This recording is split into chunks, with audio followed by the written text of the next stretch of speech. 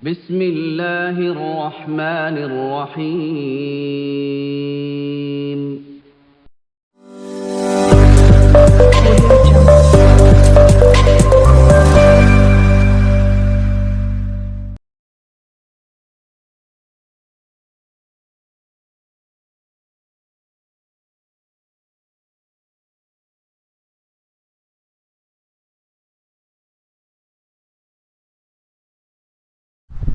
السلام عليكم ورحمة الله وبركاته. الحمد لله نحمده ونستعينه ونستغفره ونؤمن به ونتوكل عليه ونعوذ بالله من شرور أنفسنا ومن سيئات أعمالنا من يهده الله فلا مضل له ومن يضلله فلا هادي له ونشهد أن لا إله إلا الله وحده لا شريك له ونشهد أن محمدا عبده ورسوله أرسله بالحق بشيرا ونذيرا وداعيا إلى الله بإذنه وسراجا منيرا. أما بعد فقد قال الله تبارك وتعالى في القرآن العظيم وفي الفرقان المجيد إن الدين عند الله الإسلام. قال أيضا وما آتاكم الرسول فخذوه وما نهاكم عنه فانتهوا واتقوا الله إن الله شديد العقاب. وقال نبينا محمد صلى الله عليه وسلم تركت فيكم أمرين لن تضلوا ما تمسكتم بهما كتاب الله وسنة رسول الله أو كما قال عليه الصلاة والسلام. அன்புமிக்கவன் அருள்மிக்கவன் அல்லாஹ்வின் திருப்பெயரால் ஆரம்பம் செய்கிறேன். ஸலவாத்தும் சலாமும் சத்திய தூதர் உயிருக்கு உயிரான நம் உயிரை விட மேலான நபிகள் நாயகம் ஸல்லல்லாஹு அலைஹி வஸல்லம் அவர்கள் மீதும் அவர்களை முழுமையாக பின்பற்றி வாழ்ந்த உத்தம சத்திய சஹாபாக்கள், தாபியூன்கள், தபோ தாபியின்கள், நல்லோர்கள், உலக முஸ்லீம்கள், குறிப்பாக இந்த ஜும்மாவிற்கு வருகை தந்திருக்கக்கூடிய நம் அனைவரின் மீதும் எல்லாம் அல்ல அல்லாஹுவின் அளவிலா அன்பும் இணையிலா கிருபையும் ஸலவாத்தும் சலாமும் ஆஃபியத்தும் என்றென்றும் உண்டாவதாக. ஆரம்பமாக அஞ்சுவதும் அடிபணிவதும் அல்லாஹ் ஒருவனுக்கே என்ற உபதேசத்தை எனக்கும் உங்களுக்கும் வசியத் செய்தவனாகவும் எல்லா சந்தர்ப்பங்களிலேயும் எல்லா நிலைமைகளிலேயும் அல்லாஹ்வாலும் அல்லாஹ்வின் தூதர் நபிகள் நாயகம் ஸல்லல்லாஹு அலைஹி வஸல்லம் அவர்களாலும் எதையெல்லாம் ஹலால் என்று ஆகமாக்கி வைத்திருக்கிறார்களோ அவைகளெல்லாம் எடுத்து நடக்கும்படி, எதையெல்லாம் ஹராம் என்று தடுத்து வைத்திருக்கிறார்களோ அவைகளை விட்டு தவிர்ந்திருக்கும்படியும் மீண்டும் ஞாபகப்படுத்தியவனாக என்னுடைய ஜும்மா உரையை ஆரம்பம் செய்கிறேன். அன்பிற்குரிய அல்லாஹ்வின் நல்லடியார்களே, இஸ்லாமிய பெரியோர்களே, சகோதர நண்பர்களே, சென்ற வார ஜும்மா உரையில் நல்லறங்கள் செய்வது நமக்கு மனநிறைவான வாழ்வை பெற்றுத்தரும், நாளை மறுமையிலே அல்லாஹ்விடத்திலே சொர்க்க வாழ்வை பெற்றுத்தரும் என்பது சம்பந்தமாக சில விஷயங்களை நாம் பார்த்தோம். இந்த வார ஜும்மா உரையிலையும் அது சம்பந்தமாக சில விஷயங்களை இன்ஷா அல்லாஹ் தெரிந்து கொள்ள இருக்கிறோம். அல்லாஹ்வுடைய தூதர் ரசூலுல்லாஹி ஸல்லல்லாஹு அலைஹி வஸல்லம் அவர்கள் சொல்லித்தந்த காட்டித்தந்த ஒவ்வொரு வழிமுறைகளும் நம்முடைய இவ்வுலக வாழ்க்கைக்கும் மறுவுலக வாழ்க்கைக்கும் சிறந்தது என்பதை முஸ்லிம்களாக இருக்கக்கூடிய ஒவ்வொரு ஆணும் பெண்ணும் நம்முடைய சிந்தனையில் வைத்துக்கொண்டு அதை நடைமுறைப்படுத்த வேண்டும் என்பதை கவனத்தில் வைத்துக்கொள்ள வேண்டும். அல்லாஹ்வுடைய தூதர் ரசூலுல்லாஹி ஸல்லல்லாஹு அலைஹி வஸல்லம் அவர்கள் மனநிறைவான அந்த வாழ்வுக்கு பல்வேறு வழிமுறைகளை நமக்கு சொல்லி தந்திருக்கிறார்கள். அதை நமக்கெல்லாம் தெரிந்த சில செய்திகளைத்தான் போன வாரம் ஞாபகப்படுத்தப்பட்டது. இந்த வாரமும் அது சம்பந்தமான சில செய்திகளைத்தான் ஞாபகப்படுத்தப்படுகிறது. சொல்கிற நானும் கேட்கிற நீங்களும் அதை கவனத்தில் வைத்துக்கொண்டு அதை நடைமுறைப்படுத்த வேணும். இது ஒரு சாதாரண அமல் தானே, இதை செய்தால் என்ன செய்யாவிட்டால் என்ன என்ற அந்த சிந்தனை நமக்கு வரக்கூடாது. நபி ஸல்லல்லாஹு அலைஹி வஸல்லமுடைய காலகட்டத்திலே வாழ்ந்த நபி தோழர்கள், நபி தோழியர்கள் அல்லாஹ் சொன்னது, அல்லாஹ்வுடைய தூதர் ரசூலுல்லாஹி ஸல்லல்லாஹு அலைஹி வஸல்லம் சொன்னதை உயிர் மூச்சாக எடுத்து வாழ்ந்தார்கள். எதையுமே அற்பமாக லேசாக இதையெல்லாம் செய்யலாமா, இதெல்லாம் செய்தால் என்ன ஆகப் போகிறது என்ற அந்த சிந்தனை அவர்களுக்கு வந்தது கிடையாது. எதை சொன்னாலும் அல்லாஹ் குர்ஆனிலே சொல்லியிருக்கிறான் என்று சொன்னாலோ அல்லது நபிகள் நாயகம் ஸல்லல்லாஹு அலைஹி வஸல்லம் அவர்கள் சொன்னாலோ அதை அப்படியே செய்வார்கள். ஆச்சரியமான பல தகவல்களை வரலாற்றிலே பார்க்க முடிகிறது. ஒரு சந்தர்ப்பத்திலே இதே ஜும்மா தினத்திலே அல்லாஹ்வுடைய தூதர் ரசூலுல்லாஹி ஸல்லல்லாஹு அலைஹி வஸல்லம் அவர்கள் ஜும்மா குத்பா பிரசங்கம் செய்து கொண்டிருக்கிறார்கள். அப்போ அந்த நேரத்தில் பள்ளிவாசலுக்கு வெளியே அப்துல்லா இப்னு மஸ்ஊத் ரலியல்லாஹு தஆலா அவர்கள் வருகிறார்கள். ரசூலுல்லாஹி ஸல்லல்லாஹு அலைஹி வஸல்லம் அவர்கள் ஒரு சந்தர்ப்பத்தில் அந்த பேச்சினுடைய அந்த இடையிலே இஜ்லிஸ் என்ற ஒரு வார்த்தையை சொன்னார்கள். இஜ்லிஸ் என்றால் உட்காருங்கள் என்ற அர்த்தம். அங்குங்குமாக போய் கொண்டிருந்தவர்களை பார்த்து உட்காருங்கள் என்று சொன்னார்கள். வெளியே இருந்து வந்த அப்துல்லா இப்னு மஸ்ஊத் ரலியல்லாஹு தஆலா அவர்கள் இதை கேட்டுவிட்டு அந்த இடத்திலே உட்கார்ந்து விட்டார்கள். ரசூலுல்லாஹி ஸல்லல்லாஹு அலைஹி வஸல்லம் சொல்லிவிட்டார்கள் என்பதற்காக வேண்டி அதை அப்படியே நடைமுறைப்படுத்தினார்கள். ஆனால் ரசூலுல்லாஹி ஸல்லல்லாஹு அலைஹி வஸல்லம் சொன்ன நோக்கம் பள்ளிவாசலுக்குள்ளே அங்குமிங்குமாக போகாமல் அப்படி இருங்கள் என்று சொன்னதை வெளியே இருந்து வந்த அப்துல்லா இப்னு மஸ்ஊத் ரலியல்லாஹு தஆலா அவர்கள் அப்படியே அதை நடைமுறைப்படுத்தினார்கள். இதுபோல ஆச்சரியமான பல தகவல்கள் சஹாபாக்களுடைய வாழ்க்கையிலே பார்க்க முடியும். எதற்காக இதை இப்போது ஞாபகப்படுத்தினேன் என்றால், அல்லாஹ் சொன்னால், அல்லாஹ்வுடைய தூதர் ரசூலுல்லாஹி ஸல்லல்லாஹு அலைஹி வஸல்லம் சொன்னால் சஹாபாக்கள் அதை அப்படியே செய்திருக்கிறார்கள். நாம் அதை கொண்டு ஈமான் கொண்டு வாழ்ந்து கொண்டிருக்கிறோம். சொன்ன விஷயங்கள், சொல்ல போகக்கூடிய விஷயங்கள் எல்லாம் நமக்கு ஒரு பாரதூரமான கஷ்டமான விஷயங்கள் கிடையாது. நம்மால் செய்ய முடியும் என்ற அந்த நிலையைத்தான் அல்லாஹ் ரப்பல் ஆலமீன் நமக்கு கடமையாக்கி இருக்கிறான். அதைத்தான் சஹாபா பெருமக்கள் நல்லடியார்கள் செய்திருக்கிறார்கள். இன்ஷா அல்லாஹ் நம்மாலும் முடியும். அல்லாஹ்வுடைய தூதர் ரசூலுல்லாஹி ஸல்லல்லாஹு அலைஹி வஸல்லம் சொன்னார்கள், இந்த மனநிறைவான சந்தோஷமான மகிழ்ச்சியான வாழ்க்கைக்கு உண்டான வழிமுறைகளில் இதுவும் ஒன்று. சலாம் சொல்லுங்கள். சலாம் சொல்வது என்பது உங்களுக்கு சந்தோஷத்தை மகிழ்ச்சியை பெற்றுத்தரக்கூடியது. அப்சு சலாம பைனக்கும், தங்களுக்கு மத்தியிலே சலாமை நீங்கள் அதிகமாக சொல்லிக் கொள்ளுங்கள். இந்த சலாம் சொல்வதை குறித்து போன வார ஜும்மா உரையிலே கொஞ்சம் ஞாபகப்படுத்தினேன். அல்லாஹ்வுடைய அன்பும் அருளும் உங்கள் மீது உண்டாகட்டும் என்று சொல்லுகிற போது நம்முடைய உள்ளத்திலே இருந்து மனதிலே இருந்து அந்த வார்த்தையை நாம் பயன்படுத்துகிற போது அது சந்தோஷத்தை மகிழ்ச்சியை பெற்றுத்தரும். சஹாபா பெருமக்கள் அப்படிப்பட்ட அந்த மனநிலையிலே வாழ்ந்திருக்கிறார்கள். யாரை பார்த்தாலும் சரி, ஒரு முஸ்லீம் இன்னொரு முஸ்லீமை சந்திக்கிற போது இந்த உள்ளார்ந்த முறையிலே அஸ்ஸலாமு அலைக்கும் என்று சொல்லி நலன் விசாரித்து சென்று கொண்டே இருப்பார்கள். ஒரு மனநிறைவு, ஒரு சந்தோஷம், மகிழ்ச்சியை பெற்றார்கள். அதைத்தான் அல்லாஹ்வுடைய தூதர் ரசூலுல்லாஹி ஸல்லல்லாஹு அலைஹி வஸல்லம் சொல்கிறார்கள், நீங்கள் சலாமை சொல்லுங்கள். அதை நம்முடைய வாழ்க்கையில் இந்த எண்ணத்தோடு இந்த சிந்தனையோடு நாம் சொல்லி பழக வேண்டும். ரெண்டாவது விஷயம், அத்தீமுத்து ஆம, பசித்தவர்களுக்கு உணவளியுங்கள். பசித்தவர்களுக்கு உணவளியுங்கள். யாராவது பசிக்கிறது என்று உங்களிடத்திலே வந்தால், எனக்கு ரொம்ப பசியாக இருக்கிறது, எனக்கு சாப்பாடு வாங்கி கொடுங்கள் அல்லது சாப்பாடு கொடுங்கள் என்று கேட்டால் கொஞ்சம் கூட யோசிக்காமல் இந்த நல்லறத்தை செய்கிற போது உள்ளார்ந்த முறையில் நமக்கு சந்தோஷம், மகிழ்ச்சி கிடைக்கும்.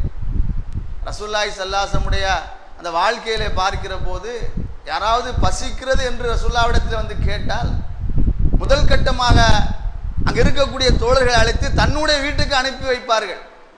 என்னுடைய வீட்டுக்கு போங்க, என்னுடைய மனைவியிடத்தில் சாப்பிடுறதுக்கு ஏதாவது உணவு இருக்கிறதா என்று கேளுங்கள், இருந்தால் என்னிடத்தில் வந்து சொல்லுங்கள். அதற்கு பிறகு இந்த வந்திருக்கக்கூடிய விருந்தாளியை, ரசூலுல்லாஹி ஸல்லல்லாஹு அலைஹி வஸல்லம் பயன்படுத்திய வார்த்தை என்ன தெரியுமா? மிஸ்கின், முசாஃபிர் அல்ல. இந்த வார்த்தை குர்ஆனிலே வருகிறது, ஹதீஸிலும் இருக்கிறது. பயன்படுத்துவது தவறும் கிடையாது. ஆனால் அல்லாஹ்வுடைய தூதர் ரசூலுல்லாஹி ஸல்லல்லாஹு அலைஹி வஸல்லம் அவர்கள் மிஸ்கின் என்ற அந்த வார்த்தையை பயன்படுத்தாமல் வைஃப் என்று சொன்னால் விருந்தாளி என்ற அர்த்தம்.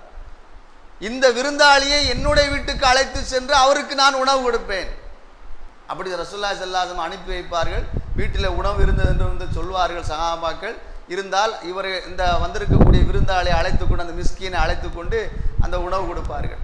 இல்லை என்று சொன்னால் அங்கே இருக்கக்கூடிய அந்த சஹாபாக்களிடத்திலே கேட்பார்கள், மை யலீபு ஹாதர் ரஜுல், இந்த மனிதருக்கு யார், இந்த விருந்தாளிக்கு யார் உணவளிப்பது என்று கேட்கிற போது சஹாபாக்கள் அங்கு இருக்கக்கூடியவர்கள் தன்னுடைய வீட்டில் அழைத்து சென்று விருந்து அளிக்க முடியும், உணவு கொடுக்க முடியும் என்றால் அழைத்து சென்று கொடுப்பார்கள். உணவளிக்கக்கூடிய அந்த பழக்கம், பசித்தவருக்கு உணவளிக்கக்கூடிய அந்த பண்பு என்பது அல்லாஹ்வுடைய தூதர் ரசூலுல்லாஹி ஸல்லல்லாஹு அலைஹி வஸல்லம் முதலாவது நடைமுறைப்படுத்தியிருக்கிறார்கள். அதற்கு பிறகு சஹாபாக்களுக்கு அந்த முன்னுரிமையை கொடுத்திருக்கிறார்கள். சஹாபாக்கள் அழைத்து செல்வார்கள்.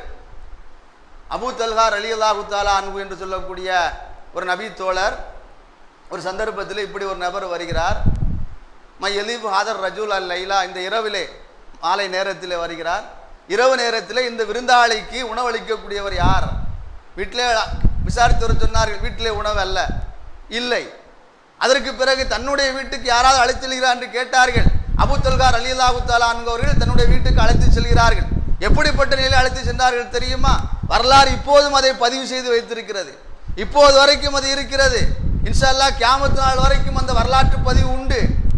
தன்னுடைய வீட்டிலே தன்னுடைய குடும்பத்தார்கள் சாப்பிடக்கூடிய குறைவான உணவு, மகன் சாப்பிடக்கூடிய அளவுக்கு உண்டான குறைவான உணவு இருக்கிறது. அல்லாஹ்வுடைய தூதர் ரசூலுல்லாஹி ஸல்லல்லாஹு அலைஹி வஸல்லம் சொல்லிவிட்டோம் என்று சொல்லி வீட்டுக்கு சென்று தன்னுடைய மனைவிடத்தில் ஆலோசனை செய்கிறார். இந்த மாதிரி ரசூலுல்லாஹி ஸல்லல்லாஹு அலைஹி வஸல்லம் சொன்னார்கள், சாப்பாடு கொடுக்க வேண்டும் என்று. நான் என்னுடைய வீட்டுக்கு அழைத்து என்று சொல்லிவிட்டு சாப்பிடுறதுக்கு என்ன இருக்கிறது? இந்த மாதிரி குறைவான உணவு இருக்கிறது. நம்முடைய மகன் சாப்பிடக்கூடிய அளவுக்கு தான் உணவு இருக்கிறது. சரி, பரவாயில்லை, இரவு நேரத்திலே தண்ணீரை குடித்து விட்டு நாம் பசியா இருந்து வந்திருக்கக்கூடிய விருந்தாளிக்கு உணவளிப்போம் என்று சொல்லி ஆலோசனை செய்து அந்த உணவை கொடுப்பதற்கு அங்கு ஏற்பாடு செய்கிறார்கள். எப்படி ஏற்பாடு செய்தார்கள் தெரியுமா? சாப்பாடு வைக்கக்கூடிய நேரத்தில், சாப்பிடக்கூடிய நேரத்தில் அந்த காலகட்டத்தில் விளக்கு, மண்ணெண்ணை போன்ற அந்த விளக்கை தான் பயன்படுத்தினார்கள். அதை சரி செய்வது போல சரி செய்து அணைத்து விடுவோம். வந்திருக்கக்கூடிய விருந்தாளி அதை சாப்பிட்டு பசியாறி விட்டு போகட்டும். அல்லாஹ்வுடைய தூதர் ரசூலுல்லாஹி ஸல்லல்லாஹு அலைஹி வஸல்லம் சொல்லியிருக்கிறார்கள். அதன் காரணமாக அந்த சிறப்பு நமக்கு கிடைக்கும் என்று தன்னுடைய மனைவிடத்திலே பேசிவிட்டு அதே போல செய்தார்கள். காலை நேரத்தில் அல்லாஹ்வுடைய தூதர் ரசூலுல்லாஹி ஸல்லல்லாஹு அலைஹி வஸல்லம் அவர்கள் அந்த அபூ தல்ஹா ரலியல்லாஹு தஆலா அன்ஹுவை பார்த்து சொன்னார்கள், அபூ தல்ஹா, நேற்று இரவு என்ன செஞ்சீர்கள்? நேற்று இரவு என்ன செய்தீர்கள்? உங்களை குறித்து அல்லாஹ் ரப்பல் ஆலமீன் குர்ஆன் வசனத்தை இறக்கி வைத்திருக்கிறான். தங்களுக்கு தேவை இருந்தும் பிறருக்கு முன்னுரிமை கொடுக்கக்கூடிய மக்கள் உங்களிடத்தில் இருக்கிறார்கள். அவர்கள் சிறப்புக்குரியவர்களினுடைய திருப்தியை பெற்றவர்கள் என்று அல்லாஹ் ரப்பல் ஆலமீன் சொல்லியிருக்கிறான் என்ற செய்தியை வரலாற்றிலே பார்க்கிறோம். பசித்தவருக்கு உணவளிப்பது என்பது அவ்வளவு சிறப்புக்குரிய ஒன்று. கிட்டத்தட்ட அது ஒரு தர்மம் தான்.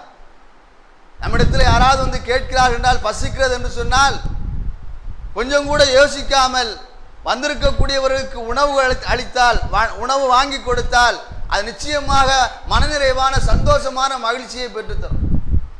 இன்னைக்கு சந்தோஷம், மகிழ்ச்சி இல்லை, நிம்மதி இல்லை என்று நாம் புலம்பிக் கொண்டிருக்கிறோம். வசதி வாய்ப்பு இருக்கிறது, சொத்து சுகம் இருக்கிறது, கார் பங்களா இருக்கிறது, தேவையான காசு பணங்கள் இருக்கிறது, எல்லாமே இருக்கிறது. அதை வைத்து நமக்கு சந்தோஷ மகிழ்ச்சி கிடைக்கிறதா? இல்லை. சந்தோஷ மகிழ்ச்சி எதிலே இருக்கிறது? நம்முடைய மார்க்கம் சொல்லித் தருகிறது, குர்ஆன் சொல்லித் தருகிறது, ரசூலுல்லாஹி ஸல்லல்லாஹு அலைஹி வஸல்லம் ஹதீஸ் சொல்லித் தருகிறது, சஹாபாக்குடைய வாழ்வு நமக்கு சொல்லித் தருகிறது. நல்லறத்திலே இருக்கிறது. நல்லது செய்வதிலே உங்களுக்கு சந்தோஷம், மகிழ்ச்சி, மனநிறைவான வாழ்வு இருக்கிறது. இதைத்தான் போட்டி போட்டுக்கொண்டு சஹாபாக்கள் செய்தார்கள். இன்னைக்கு நாம் அதை சர்வசாதாரணமாக கடந்து போய் கொண்டிருக்கிறோம். இன்ஷா அல்லாஹ் இதை செய்து பாருங்கள். யாராவது பசிக்கிறது என்று சொல்லி உங்களிடத்தில் உணவு கேட்டால், சாப்பாடு கேட்டால், உங்களால் அது வீட்டுக்கு அழைத்து சென்று சாப்பாடு கொடுக்க முடியும் என்றால் அதை செய்யுங்கள். இல்லை என்றால் கடைக்கு அழைத்து சென்று சாப்பாடு வாங்கி கொடுக்க முடியும் என்றால் அதை செய்யுங்கள். மனம் ஓர்ந்து இஹ்லாஸான முறையிலே அல்லாஹ் சொல்லியிருக்கிறான், அல்லாஹ்வுடைய தூதர் ரசூலுல்லாஹி ஸல்லல்லாஹு அலைஹி வஸல்லம் சொல்லியிருக்கிறான் என்ற இந்த உணர்வோடு, இந்த சிந்தனையோடு, இந்த எண்ணத்தோடு நீங்கள் அதை செய்து பாருங்கள். அடுத்த நிமிடமே உங்களுக்கு சந்தோஷ மகிழ்ச்சி உள்ளத்தில் ஏற்படும் என்பதை யதார்த்தமாக பார்க்க முடியும். நம்முடைய மார்க்கம் நமக்கு சொல்லித்தரக்கூடிய வழிமுறை. தான தர்மம் என்பது நமக்கு சிறந்த வாழ்வை பெற்றுத்தரக்கூடியது. அபூதாவுத் என்கிற நபிமொழி தொகுப்பில் வரக்கூடிய ஒரு ஹதீஸ், ரசூலுல்லாஹி ஸல்லல்லாஹு அலைஹி வஸல்லம் சொன்னார்கள், தாவு மரலாக்கும் பி சதகா, தாவு மரலாக்கும் பி சதகா. உங்களுடைய நோயாளிகளை தான தர்மம் செய்வது கொண்டு குணப்படுத்துங்கள். உங்கள் வீட்டில் யாராவது நோயாளியாக இருக்கிறார்கள், அது நீங்கள் நோயாளியாக உடம்பு சரியில்லாமல் இருக்கிறீர்கள் என்று சொன்னால் தர்மம் செய்வதன் மூலமாக அந்த மனிதருக்கு ஆரோக்கியத்தை அல்லாஹ் ரப்புல் ஆலமீன் கொடுப்பான் என்று அல்லாஹ்வுடைய தூதர் ரசூலுல்லாஹி ஸல்லல்லாஹு அலைஹி வஸல்லம் சொன்னார்கள். இஹ்லாஸான எண்ணத்தோடு, நல்ல சிந்தனையோடு, நம்ம வீட்டில் இந்த மாதிரி யாருக்காவது உடம்பு சரியில்லை, நம்ம குடும்பத்தை சார்ந்தவர்களுக்கு அல்லாஹ் ரப்புல் ஆலமீன் இந்த நோயை குணமாக்கணும் என்ற அந்த சிந்தனையோடு யாருக்காவது தர்மம் நீங்கள் செய்தால் அதன் காரணமாக அந்த வீட்டில் இருக்கக்கூடிய நோயாளிக்கு அல்லாஹ் தஆலா ஆரோக்கியத்தை கொடுக்கிறான் என்று நபிகள் நாயகம் ஸல்லல்லாஹு அலைஹி வஸல்லம் சொன்னார்கள். அபூபக்கர் ஹப்பாசி ரஹ்மஹுல்லாஹ் என்று சொல்லக்கூடிய ஒரு நல்லடியார், அவரிடத்தில் ஒருவர் பேசுகிறார். மாதிரி என் வீட்டில் என் குடும்பத்தை சார்ந்தவர்கள் உடம்பு சரியில்லாமல் இருக்கிறார்கள். எவ்வளவோ மருத்துவம் பார்த்து விட்டேன், எவ்வளவோ செலவு செய்து விட்டேன், குணம் கிடைக்கவில்லை, அந்த நோய் நீங்கவில்லை, இன்னும் அந்த நோயின் காரணமாக பாதிப்படைத்துக் கொண்டிருக்கிறார்கள். நான் என்ன செய்வது? ஏதாவது எனக்கு ஒரு வழியை சொல்லுங்கள். அன்பிற்குரிய அல்லாஹ்வின் நல்லடியார்களே, ரசூலுல்லாஹ்வுடைய பழக்கம் இது. இந்த ஆறுதலான வார்த்தை, கஷ்டப்படக்கூடியவர்களுக்கு வழிகாட்டுவது, கஷ்டப்படக்கூடியவர்களுக்கு நல்ல வார்த்தை பேசுவது, நல்ல ஆலோசனை சொல்வது என்பது ரசூலுல்லாஹி ஸல்லல்லாஹு அலைஹி வஸல்லம் உடைய அழகிய வழிமுறை. அதைத்தான் இன்னைக்கு உலகம் என்ன சொல்லுது தெரியுமா? இன்னைக்கு மருத்துவ உலகம் என்ன சொல்லுது தெரியுமா? கவுன்சிலிங் என்று சொல்லுகிறது. கவுன்சிலிங் கொடுங்க. அல்லாஹ்வுடைய தூதர் ரசூலுல்லாஹி ஸல்லல்லாஹு அலைஹி வஸல்லம் அவர்கள் ஒவ்வொரு சந்தர்ப்பத்திலையும், ஒவ்வொரு சூழ்நிலையிலையும் சஹாபாக்கள் ரசூலுல்லாஹ்விடத்திலே பேசினால், கவலையில இருந்தால், துக்கத்தில் இருந்தால், துயரத்தில் இருந்தால், வீட்டில் ஏதாவது பிரச்சனை இருந்தால் ரசூலுல்லாஹி ஸல்லல்லாஹு அலைஹி வஸல்லம் விசாரிப்பார்கள். என்ன பிரச்சனை? ஏன் அப்படி இருக்கிறீங்க? என்னாச்சு? ஏதாச்சு? யார சொல்ல இந்த மாதிரி கடனா இருக்கு, யார சொல்ல வீட்டில் இந்த மாதிரி பிரச்சனையா இருக்கு, யார சொல்ல இந்த மாதிரி நோயா இருக்கிறது, அதற்கு என்ன தீர்வு? அல்லாஹ்வுடைய தூதர் ரசூலுல்லாஹி ஸல்லல்லாஹு அலைஹி வஸல்லம் உடனே சொல்வார்கள். இதான் கவுன்சிலிங் என்று உலகம் சொல்லுகிறது, மருத்துவ உலகம் சொல்லுகிறது. இப்போ அபூபக்கர் ஹப்பாசி ரஹ்மத்துல்லாஹி அவர்களிடத்தில் ஒரு மனிதரை பேசுகிறார். என்னுடைய வீட்டில் என்னுடைய மனைவிக்கு உடம்பு சரியில்லை, குடும்பத்தார்களுக்கு உடம்பு சரியில்லை, எல்லா மருத்துவம் பார்த்துட்டேன், எதுவுமே குணமாகலை, நான் என்ன செய்வது? என்ன எப்படி சொல்றீங்க? அல்லாஹ்வுடைய தூதர் ரசூலுல்லாஹி ஸல்லல்லாஹு அலைஹி வஸல்லம் ஹதீஸ் உங்களுக்கு தெரியாதா? அபூதாவத் என்ற ஹதீஸ் கிதாப் வரக்கூடிய ஒரு செய்தி இப்போ சொன்னோம் பாருங்க. தாவும் மரதாக்கும் பி சதகா, தான தர்மம் செய்து உங்களுடைய குடும்பத்தார்களுக்கு ஏற்பட்டிருக்கக்கூடிய நோயை குணமாக்குங்கள் என்று அல்லாஹ்வுடைய தூதர் ரசூலுல்லாஹி ஸல்லல்லாஹு அலைஹி வஸல்லம் சொன்னது உங்களுக்கு தெரியாதா? அது கோடை காலம். உடனே அவர் வெளியே போகிறார். பத்தீக் என்கிற சொல்லக்கூடிய தர்பூசணி, வாட்டர் மெலனை வாங்கி கொண்டு ஏழை எளியவர்கள், மிஸ்கின்கள் இருக்கக்கூடிய அந்த பகுதிக்கு சென்று கொடுக்கிறார்கள், சிறு குழந்தைகளுக்கு கொடுக்கிறார்கள். அதற்கு பிறகு அவர்கள் மனதார துவா செய்தார்கள் என்று அவர்கள் சொல்கிறார்கள். தாவூல ஐதியக்கு மினல்லாஹ், அல்லாஹ்விடத்தில் இருகரம் ஏந்தி துவா கேட்டார்கள். வதூலி பிஷ்ஷிஃபா, ஆரோக்கியமான வாழ்க்கைக்காக வேண்டி அல்லாஹ்விடத்தில் துவா கேட்டார்கள். அல்லாஹ் ரப்பல் ஆலமீன் எங்க குடும்பத்துக்கு ஏற்பட்டிருக்கக்கூடிய, எனக்கு ஏற்பட்டிருக்கக்கூடிய அந்த நோயை குணமாக்கி எனக்கு ஆரோக்கிய நிலை கொடுத்தான். அல்லாஹ்வுடைய தூதர் ரசூலுல்லாஹி ஸல்லல்லாஹு அலைஹி வஸல்லம் காட்டி தந்த அந்த வழிமுறையை மனமோந்து இஹ்லாஸான எண்ணத்தோடு செய்தார்கள். அல்லாஹ் ரப்பல் ஆலமீன் ஆரோக்கியத்தை கொடுத்ததாக அனுபவம் பெற்ற நல்லடியார்கள் தன்னுடைய வாழ்க்கையிலே சொல்லி சென்றிருக்கிறார்கள். இதை நீங்கள் மனப்பூர்வமாக செய்து பாருங்கள். கஷ்டம், நஷ்டம், சிரமம், நோய் நொடிகள் எப்படி இருந்தாலும் தான தர்மத்தின் மூலமாக அதை நிவர்த்தி செய்ய முடியும் என்பதை அல்லாஹ்வுடைய தூதர் ரசூலுல்லாஹி ஸல்லல்லாஹு அலைஹி வஸல்லம் இது மனநிறைவான வாழ்வை பெற்றுத்தரக்கூடியது. அதான் நான் சொல்ல வந்த நோக்கம். இந்த ஹதீஸை ஞாபகப்படுத்தியது, வரலாற்று செய்தி ஞாபகப்படுத்தினுடைய நோக்கம் என்ன என்றால், மனச்சஞ்சலம், மனக்கவலை, மன அழுத்தம், இப்படி என்னென்ன உங்களுக்கு இருக்கிறதோ அதுவெல்லாம் நீங்குவதற்கு தான தர்மம் சிறந்த வழி. அல்லாஹ்வுக்காக செய்து பாருங்கள், அல்லாஹ்வுடைய தூதர் ரசூலுல்லாஹி ஸல்லல்லாஹு அலைஹி வஸல்லம் சொன்னதற்காக செய்து பாருங்கள், அதனுடைய பலன் நீங்கள் பெற்றுக்கொள்ளலாம். இன்னொரு சந்தர்ப்பத்திலே இந்த சதகா, தான தர்மம் சம்பந்தமாக வரக்கூடிய ஒரு செய்தி ஹில்யத்துல் அவ்லியா என்கிற வரலாற்று கிதாபிலே வருகிறது. ஹாரிஸத் இப்னு நுஅமான் ரலியல்லாஹு தஆலா அன்ஹு என்று சொல்லக்கூடிய ஒரு நபி தோழர் தன்னுடைய பிந்திய காலகட்டத்திலே ரசூலுல்லாஹ்வுடைய மறைவுக்கு பிறகு கண் பார்வை அவர்களுக்கு போய்விட்டது. வயதான காரணத்தினால் கண் பார்வை போய்விட்டது. தன்னுடைய வீட்டிலிருந்து வாசல் படி வரைக்கும் ஒரு கயிறை கட்டியிருந்தார்கள். தன்னுடைய வீட்டிலிருந்து இந்த வாசல் படி வரைக்கும் ஒரு கயிறை கட்டியிருந்தார்கள். கண் பார்வை இல்லை. யாராவது முசாஃபிர் மிஸ்கின் தர்மம் தாருங்கள், உதவி செய்யுங்கள் என்று கேட்டு வந்தால் தன்னுடைய கைப்பட வீட்டில் இருக்கக்கூடிய பேருத்தம்பளமோ கோதுமையோ இன்னவர உணவுப் பொருட்களோ எது இருக்கிறதோ அதை எடுத்துக்கொண்டு அந்த கயிற்றை பிடித்து கொண்டு நேராக வாசலுக்கு சென்று யார் உதவி தேடினார்களோ அவர்களுக்கு கைப்பட கொடுத்து விட்டு வருவார்கள். வீட்டில் இருக்கக்கூடியவங்கெல்லாம் கேட்டாங்க, நாங்கள் தான் வீட்டில் இருக்கிறோமே, நாங்கள் வீட்டில் இருக்கிறோம், வந்திருக்கக்கூடியவங்களுக்கு நாங்கள் அந்த உதவியை செஞ்சுட்டு போகிறோம், நீங்கள் ஏன் சிரமப்பட்டு கஷ்டப்பட்டு இங்கேருந்து அவ்வளோ தூரம் போய் கொடுக்கணும்? அல்லாஹ்வுடைய தூதர் ரசூலுல்லாஹி ஸல்லல்லாஹு அலைஹி வஸல்லம் சொன்னார்கள், முனாவலத்துல் மிஸ்கின் தக்கி மௌத்தத்த சூ, தன்னுடைய கைப்பட யார் ஒருவர் மிஸ்கினுக்கு தான தர்மம் செய்கிறாரோ அவருக்கு கெட்ட மரணம் ஏற்படாது, தீய மரணம் ஏற்படாது, துர்மரணம் ஏற்படாது. இன்னைக்கு நம்ம பார்க்குறோம், என்ன பார்க்குறோம்? திடீர் மரணம், கெட்ட மரணம். நவுதுபில்லா, அப்படிப்பட்ட நிலைமை விட்டும் அல்லாஹ் நம்ம அனைவரையும் நம்முடைய குடும்பத்தையும் சந்ததிகளையும் பாதுகாக்கணும்.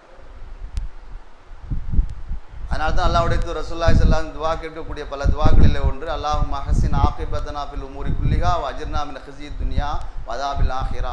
அல்லாஹ் எங்களுடைய முடிவு நல்ல முடிவாக இருக்கணும். உலகத்தில் நாங்கள் மரணிக்கக்கூடிய நேரத்தில் நல்ல முடிவாக இருக்கணும். பிறர்கள் பார்த்து போராமைப்படக்கூடிய அளவுக்கு லா இலாஹ இல்லல்லாஹ் முஹம்மது ரசூலுல்லாஹ் என்று சொல்லி மரணிக்கக்கூடிய அந்த அழகிய முடிவாக இருக்க வேண்டும். இன்னைக்கு மரணம் எப்படிலாம் வந்துக்கிட்டு இருக்கு. நம்ம குடும்பத்தில் நடந்திருக்கலாம், நம்ம ஏற்ற வீட்டில் நடந்திருக்கலாம், பக்கத்து வீட்டில் நடந்திருக்கலாம், தெருவாசிகளில் யாருக்கா நடந்திருக்கலாம். இரவு நேரத்தில் டாய்லெட்டு போனார், கீழே வலிக்கு விழுந்து இறந்து போனார். எப்போ இறந்து போனார் என்றே தெரியாது, எங்களுக்கு தெரியாது. அல்லது சிலர்கள் ரூமில் தூங்கி கொண்டிருப்பார்கள், இறந்து போனதே தெரியாது.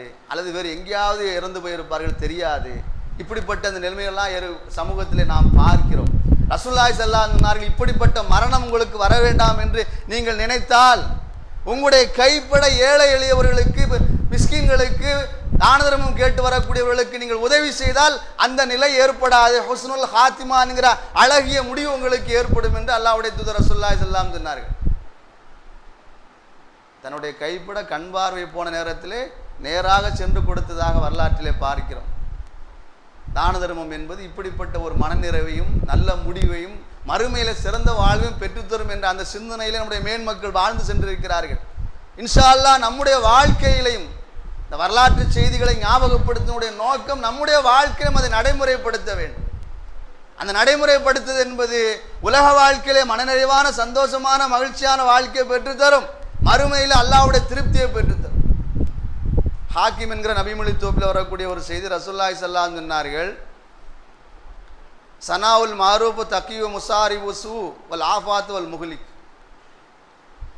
தான தர்மம் செய்வது என்பது, நல்லறங்கம் செய்வது என்பது உங்களுக்கு கெட்ட முடிவை மாற்றக்கூடியது, கெட்ட நிலையை உங்களுக்கு ஏற்படுத்தாது, உங்களுக்கு ஏற்படக்கூடிய ஆபத்தை தடுக்கக்கூடியதாக இருக்கும், உங்களுக்கு ஏற்படக்கூடிய அழிவை தடுக்கக்கூடியதாக இருக்கும். அழிவு ஏற்பட்டாலும் சரி, ஆபத்து ஏற்பட்டாலும் சரி, கெட்ட நிலைமை ஏற்பட்டாலும் சரி, நாம் செய்யக்கூடிய தான தர்மத்தின் மூலமாக, நல்லறத்தின் மூலமாக அந்த சிறப்பு கிடைக்கும் என்று அல்லாஹ்வுடைய தூதர் ரசூலுல்லாஹி ஸல்லல்லாஹு அலைஹி வஸல்லம் சொன்னார்கள். அதனால தான் நம்முடைய மேன்மக்கள் நம்முடைய வாழ்க்கையில் அல்லாஹ்வுக்காக வேண்டி எதையுமே எதிர்பார்க்காமல் தான தர்மம் செய்திருக்கிறார்கள். இந்த வக்ஃபு என்று சொல்லுகிறோம் பாருங்க. இன்னைக்கு வக்ஃபு சொத்து இந்தியாவில் பரவி கிடக்கு. நம்ம முஸ்லீமுடைய வக்ஃபு சொத்து பரவி கிடக்கு, கொஞ்சம் நஞ்சம் கிடையாது, அவ்வளோ சொத்துக்கள் கிடக்கிறது. அதனுடைய பின்னணியை கொஞ்சம் அலசி ஆராய்ந்து யோசித்து பாருங்க. ஒரே ஒரு காரணத்தை தான் நீங்கள் பார்க்க முடியும், வேறு எந்த காரணத்தையும் பார்க்க முடியாது. ஒரே ஒரு காரணம் தான் அதனுடைய பின்புலத்தில் இருக்கும். நன்மையை நாடி அல்லாஹ்வுக்காக வேண்டி இதை நாங்கள் செய்திருக்கிறோம். வேறு எந்த காரணத்தையும் நீங்கள் பார்க்க முடியாது. முன்னோர்களுடைய சிந்தனை, எண்ணம், செயல்பாடுகள்லாம் இப்படி தான் இருந்துச்சு. நம்ம ஊர்லேயும் பார்க்கலாம், பக்கத்து ஊர்லேயும் பார்க்கலாம், அடுத்த ஊர்லேயும் பார்க்கலாம். எந்த ஊரில் பார்த்தாலும் வக்ஃபு சொத்தினுடைய பின்னணி இது தான் இருக்கும். அல்லாஹ்வுக்காக, வக்ஃபுல் இல்லா, அல்லாஹ்வுக்காக செய்கிறோம். கோடிக்கணக்கான சொத்து, கொஞ்சம் நஞ்சம் கிடையாது, கோடிக்கணக்கான சொத்து. சமீபத்திலே அரபு நியூஸில் ஒரு செய்தியை படித்தேன். இன்ஷா அல்லாஹ் உங்களுக்கு வாய்ப்பு கிடைத்தால் அதை நீங்கள் பாருங்கள், கூகுளில் சென்று பார்த்தாலும் தெரிந்து கொள்ளலாம். சுலைமான் அல் ராஜிஹி என்று சொல்லக்கூடிய உலக பணக்காருடைய பட்டியலில் வரக்கூடிய ஒருவர். உலக பணக்காரர் பட்டியல் இருக்கு பாருங்க, அதில் ஒருவர் தான் சவுதி நாட்டை சார்ந்த சுலைமான் அல் ராஜிஹி என்று சொல்லக்கூடியவர். 95 வயசு அவருக்கு. இப்பவும் ஹயாத்தா உயிரோடு தான் இருக்கிறார். தன்னுடைய சொத்தில் 2/3 பகுதியை, கிட்டத்தட்ட 16 மில்லியன், நம்முடைய இப்போ கணக்கு பார்த்தோம் என்று சொன்னால் 1.3 கோடி சொத்து சுகங்களை அல்லாஹ்வுக்காக வேண்டி தர்மம் செய்திருக்கிறார். உலக பணக்காருடைய பட்டியலிருந்து இப்போ அவர் வந்துட்டார். 3/2 பகுதி அல்லாஹ்வுக்காக வேண்டி, ஏழை எளியவர்களுக்காக வேண்டி, மருத்துவத்திற்காக வேண்டி, இஸ்லாமிய கல்வி நிறுவனங்களுக்காக வேண்டி, பள்ளிவாசலுக்காக வேண்டி, மருசாவுக்காக வேண்டி தான தர்மம் செய்து விட்டார். 13 லட்சம் கோடி இப்போ உள்ள கணக்குப்படி 1.3 கோடி அளவு சொல்கிறாங்க. அவர் சொன்ன காரணம், நான் ஒரு ஏழை தான், சிரமப்பட்டு கஷ்டப்பட்டு கூலி வேலை பார்த்து தான் நான் இந்த நிலைமைக்கு வந்திருக்கிறேன். அல் ராஜி என்ற பேங்க் வைத்திருக்கிறார். அந்த அவர் சார்ந்த என்னென்ன நிறுவனங்கள் இருக்கிறதோ இதில் வரக்கூடிய அந்த எல்லா விதமான லாபங்கள் எல்லாம் ஏழை எளியவர்கள் முஸ்லீம் சமூகம் பயன்பெறக்கூடிய வகையிலே நான் தர்மம் செய்துவிட்டேன் என்று தர்மம் செய்துவிட்டு இப்போது வரைக்கும் இருக்கிறார். ஒரு பகுதியை தன்னுடைய குடும்பத்தார்கள். இது நம்முடைய மார்க்கம் சொல்லி தந்த வழிமுறை. அதை குறித்து இன்ஷா அல்லாஹ் இன்னொரு சந்தர்ப்பத்திலே பேசுகிறேன். சொத்து சுகங்களை எல்லாம் அப்படியே கொடுக்க சொல்லி மார்க்கம் சொல்லலை. குடும்பத்தார்களுக்கு செய்யணும், மனைவி மக்களுக்கு பிள்ளைகளுக்கு செய்யணும், அந்த வழிமுறைகளெல்லாம் இருக்குது. அந்த அடிப்படையில் ஒரு பங்கை தன்னுடைய குடும்பத்தார்களுக்கு, 2 பங்கு அல்லாஹ்வுக்காக வேண்டி செய்து விட்டார். சொத்து சுகங்களை அப்படியே தர்மம் செய்து விட்டார். சொன்ன நோக்கம் வக்ஃபுல் இல்லா, அல்லாஹ்வுக்காக வேண்டிதான். மறுமையிலே நான் அல்லாஹ்விடத்திலே சிறந்த அந்தஸ்தை பெற வேண்டும், உலகத்திலே எனக்கு அல்லாஹ் அதிகமாக சொத்து சுகங்களை, வசதி வாய்ப்புகளை, எனக்கு என்னென்ன தேவை எல்லாவற்றையும் கொடுத்தான். இப்போது வரைக்கும் அனுபவித்துக் கொண்டு தான் இருக்கிறேன். ஆனால் மறுமையிலே சொர்க்க வாழ்வை நான் பெற வேண்டும் என்பதற்காக வேண்டி நான் இதை அப்படியே அல்லாஹ்வுக்காக தர்மம் செய்கிறேன் என்று தர்மம் செய்த செய்தியை படிக்க முடிந்தது. இதனுடைய பின்னணியை பார்க்கிற போது நமக்கு முன்னோடியாக, முன்மாதிரியாக வாழ்ந்து சென்ற சஹாபாக்களுடைய வாழ்க்கையை தான் பார்க்க முடியுது. அப்துர்ரஹ்மான் இப்னு அவுஃப் ரலியல்லாஹு தஆலா அன்ஹு என்று சொல்லக்கூடிய ஒரு நபித்தோழர். இவளை குறித்து விரிவாக பேச வேண்டும். இப்போ சொல்லப்பட்ட விஷயத்துக்கு சுருக்கமாக அந்த செய்தியை சொல்கிறேன். அப்துர்ரஹ்மான் இப்னு அவுஃப் ரலியல்லாஹு தஆலா அன்ஹு அவர்கள் மக்காவிலிருந்து மதீனாவுக்கு போன முஹாஜிரின் சஹாபி, ஹிஜ்ரத் செய்த ஒரு சஹாபி. மதீனாவுக்கு போகிறார்கள். ரசூலுல்லாஹி ஸல்லல்லாஹு அலைஹி வஸல்லம் அவர்கள் முஆஹாதாத் என்று சொல்லக்கூடிய சகோதரத்துவத்தை ஏற்படுத்தி வைத்தார்கள். ஒருத்தர் லா இலாஹ இல்லல்லாஹ் முஹம்மது ரசூலுல்லாஹ் என்று சொல்லிட்டா உலகத்தில் எந்த மூல முடுக்கில் வாழ்ந்தாலும் சரி, அவர் அரபியாக இருந்தாலும் சரி, அஜமியாக இருந்தாலும் சரி, கருப்பராக இருந்தாலும் சரி, வெள்ளையராக இருந்தாலும் சரி, பணக்காராக இருந்தாலும் சரி, ஏழையாக இருந்தாலும் சரி, எந்த மொழி பேசக்கூடிய சரி, எந்த நிறத்தை சார்ந்திருந்தாலும் சரி, எப்படிப்பட்ட மனிதராக இருந்தாலும் சரி, லா இலாஹ இல்லல்லாஹ் முஹம்மது ரசூலுல்லாஹ் என்று சொல்லிவிட்டால் அவரும் முஸ்லீம், நாமும் முஸ்லீம். இது மார்க்கம் சொல்லக்கூடிய அழகிய வழிமுறை. இப்போ மக்காவிலிருந்து மதீனாவுக்கு போகிறார்கள். போன சந்தர்ப்பத்திலே ரசூலுல்லாஹி ஸல்லல்லாஹு அலைஹி வஸல்லம் அவர்கள் மதீனாவில் இருக்கக்கூடிய அன்சாரி சஹாபிகளை சகோதரத்துவத்தை ஏற்படுத்தி வைத்தார்கள். இவன் உங்களுக்கு அண்ணன், இவர் உங்களுக்கு தம்பி, வந்திருக்கிறாரு, மக்காவிலேருந்து வந்துட்டார், அல்லாஹ்வுக்காக வந்துட்டார். சொத்து சுகம் அவருக்கு மக்காவில் இருக்குது, ஏகப்பட்டது இருக்குது, எல்லாத்தையும் அல்லாஹ்வுக்காக விட்டுட்டு வந்திருக்கிறாரு. இப்போ உங்ககிட்ட வந்துட்டாரு. நீங்கள் தான் அவருக்கு இனிமேல் என்ன செய்ய முடியுமோ செய்யுங்கள். உங்களுக்கு ஒரு சகோதரர் இவர். மதீனாவில் இருக்கக்கூடிய அன்சாரி சஹாபிகள் இருக்கிறார்கள். அன்சாரி என்றால் என்ன அர்த்தம் தெரியுமா? வரலாற்றில் படிச்சிருக்கோம், பார்த்துருக்கோம், பயானில் கேட்டிருக்கிறோம். அன்சாரினா என்ன அர்த்தம் தெரியுமா? உதவி செய்யக்கூடியவர்கள் அர்த்தம். அதனால் அந்த பேரே வந்துச்சு அவங்களுக்கு. யார சொல்லலாம், நீங்கள் சொல்லிட்டீங்க, இனிமேல் அவர் எனக்கு சகோதரர். என்கிட்ட அந்த தோட்டம் இருக்குது, பேரத்தம்பளம் தோட்டம் இருக்குது, இன்னும் பிற சொத்துக்கள் இருக்குது, அவருக்கு எது வேணுமோ எடுத்துக்கிட்டோம், அவர் அதை பயன்படுத்தி தன்னுடைய வாழ்க்கை அமைத்துக் கொள்ளட்டும். என்னிடத்தில் 2 மனைவி இருக்கிறார்கள், 3 மனைவி இருக்கிறார்கள், மார்க்கம் நமக்கு அனுமதி கொடுத்திருக்கிறது. ஒரு மனைவி நான் தலாக்கு விட்டு இத்தா இருந்ததற்கு பிறகு அவர் விருப்பப்பட்டால், முதல் கட்டமாக அவர் விருப்பப்பட்டால், திருமணம் முடிக்க ஆசை என்று அவருக்கு இருந்தது என்று சொன்னால், நான் தலாக்கு விட்டு அந்த பெண் இத்தா இருந்ததற்கு பின் அந்த பெண்ணை திருமணம் முடித்துக் கொள்ளட்டும், அதற்கு நான் அனுமதி கொடுக்கிறேன். இப்படியெல்லாம் அந்த சகோதரத்துவத்தை வலுப்படுத்தினார்கள். இப்போ அப்துர்ரஹ்மான் இப்னு அவுஃப் ரலியல்லாஹு தஆலா அன்ஹு அவர்கள் மக்காவிலிருந்து மதீனாவுக்கு போகிறார்கள். ஸஅத் இப்னு ரபி ரலியல்லாஹு தஆலா அன்ஹு உங்களுக்கு சகோதரர், இவருக்கு என்னென்ன செய்யணுமோ செய்துங்க. எல்லாம் கேட்குறாங்க. ஏன்டா அந்த தோட்டம் இருக்குது, உங்களுக்கு வேணுமா? 2 மனைவி இருக்குது, ஒரு மனைவி தலாக்கு விடுறேன், திரும்ப முடிச்சுக்கிறீங்களா? இத்தா இருந்ததுக்கு பிறகு எனக்கு எதுவுமே வேண்டாம், எனக்கு எதுவுமே வேண்டாம், எனக்கு எதுவுமே வேண்டாம். நல்லணி அல சூக், இந்த ஊரில் சந்தை எங்கே இருக்குது? மார்க்கெட்டு. இப்போ நம்ம சொல்லணும்னா மார்க்கெட் எங்கே இருக்குது? இந்த இடத்துல இருக்குது. எனக்கு அந்த காலத்தில் இருக்கக்கூடிய பண்ட மாற்று முறைகள், நெய், அதே மாதிரி சில உணவுப் பொருட்கள், பால், ஆடை, இந்த மாதிரி உணவுப் பொருட்கள் இருந்துச்சு. இதை மட்டும் எனக்கு கொடுங்க. அதை கொண்டுட்டு போய் வியாபாரம் செய்கிறாங்க. அல்லாஹ்வுடைய கிருபையினால் வியாபாரம் என்பது பரக்கத்துக்குரியது. மிகப்பெரிய செல்வந்தராக, அதற்கு பிறகு வாழ்க்கையிலே மிகப்பெரிய கோடீஸ்வரர். அந்த காலத்தில் ரசூலுல்லாஹ்வுடைய காலத்திலே ஒரு கோடீஸ்வரர் என்ற ஒரு பட்டியலிலே பெயரை பார்க்க வேண்டும் என்றால், ஒரு ஆளுமையை பார்க்க வேண்டும் என்றால் அப்துர்ரஹ்மான் இப்னு அவுஃப் ரலியல்லாஹு தஆலா அவர்களும் ஒருவர், உஸ்மான் ரலியல்லாஹு தஆலா 2வது நபராக இருப்பார்கள். அந்த அளவுக்கு சொத்து சுகங்கள், வசதி வாய்ப்பு வந்து விட்டது. அவர்கள் சொல்லுகிறார்கள், நான் வெளியே போகக்கூடிய சமயத்தில் எங்கேயாவது போனேன்னு சொன்னால், யதார்த்தமாக கீழே கல் கிடக்குதுன்னு அந்த கல் அப்படி நகட்டி விட்டால் கூட அதுக்கு கீழே தங்கம், வெள்ளி போன்ற பொருட்கள் இருக்குமோ என்று நினைக்கக்கூடிய அளவுக்கு அல்லாஹ் ரப்புல் ஆலமீன் எனக்கு சொத்து சுகங்களை, வசதி வாய்ப்பு அள்ளி கொடுத்து விட்டான். சொல்லக்கூடிய வார்த்தையை கவனிக்கணும். அங்கே இருக்க போகிறது கிடையாது இல்லை. ஆனால் அப்படி எடுத்து பார்த்தா கீழே தங்க வெள்ளி இருக்குமோ என்று நினைக்கக்கூடிய அளவுக்கு எனக்கு அல்லாஹ் வசதி வாய்ப்பை கொடுத்து விட்டான். ஷாம் என்கிற சிரியா, இப்போது இருக்கக்கூடிய சிரியாவுக்கு வியாபார நோக்கமாக போயிட்டு வருகிறார்கள். வந்த சந்தர்ப்பத்தில் 700 ஒட்டகம் அந்த காலத்தில் விலை மதிக்க முடியாத ஒன்று. ஒரு ஒட்டகம் ஒருத்தர் வைத்திருந்தால் அவர் கோடீஸ்வரர், அந்த காலத்தில் லட்சாதிபதி. 700 ஒட்டகத்தில் சிரியாவிலிருந்து வியாபாரத்தை முடித்துவிட்டு அந்த ஒட்டகத்தில் இருக்கக்கூடிய வியாபார பொருட்கள் லாபத்தோடு வருகிறார்கள். மதினாவே புழுதிமயமாக இருக்கிறது, ஒரே புழுதிமயம். அந்த காலத்தில் மணலெல்லாம் அப்படியே இருக்கும். அந்த ஒட்டகம் வந்து வந்து வந்து நடந்து போகக்கூடிய இடத்துல அப்படியே புழுதி கிளம்பி அப்படியே இருள்மயமாக இருக்கிறது. வீட்டில் ஆயிஷா ரலியல்லாஹு தஆலா அன்ஹா அவர்கள் கேட்டார்கள், என்ன ஒரே புழுதிமயமாக இருக்குது என்ன என்று கேட்டார்கள். இந்த மாதிரி அப்துர் ரஹ்மான் இப்னு அவ்ஃப் ரலியல்லாஹு தஆலா அன்ஹு அவர்கள் சாமிலிருந்து சிரியாவிலிருந்து வியாபாரத்தை முடித்துவிட்டு வருகிறார்கள். அந்த ஒட்டகங்கள் போனதினுடைய அந்த புழுதி கிளம்பி இப்படி இருள்மையாக இருக்கிறது. ரசூலுல்லாஹி ஸல்லல்லாஹு அலைஹி வஸல்லம் சொன்ன ஒரு ஹதீஸை சொல்கிறார்கள், இந்த அப்துர் ரஹ்மான் இப்னு அவ்ஃப் ரலியல்லாஹு தஆலா அன்ஹு அவர்கள் எதுகுலுல் ஜன்னத பி ஹஃப்வா, தவண்டு தவண்டு நாளைக்கு சொர்க்கத்துக்கு போவார்கள், தவழ்ந்து தவழ்ந்து சொர்க்கத்துக்கு போவார்கள் என்று ரசூலுல்லாஹ் சொல்ல நான் கேள்விப்பட்டிருக்கின்ற ஒரு செய்தியை சொல்கிறார்கள். இந்த செய்தி அப்துர் ரஹ்மான் இப்னு அவ்ஃப் ரலியல்லாஹு தஆலா சொல்லப்படுகிறது. இந்த மாதிரி ரசூலுல்லாஹ் அவங்க சொன்னாங்களா, அவங்க சொர்க்கவாதி. இது கிடையாது, அப்துர் ரஹ்மான் இப்னு அவ்ஃப் ரலியல்லாஹு தஆலா சொர்க்கவாதி.